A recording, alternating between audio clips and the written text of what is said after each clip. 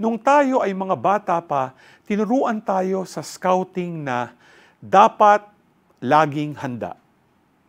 Katulad ng tinuturo ni Jesus sa gospel ngayong araw, as a servant of the Lord, we must always be ready to serve selflessly, regardless of the hour.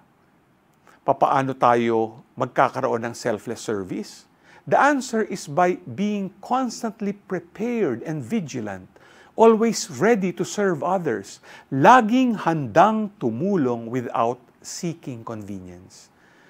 Noong 1981, si Pope St. John Paul II ay binaril at after niyang makarecover, binisitan niya agad ang kanyang would-be assassin na si Mehmet Ali Agca upang kausapin at ipadama ang pagpapatawad.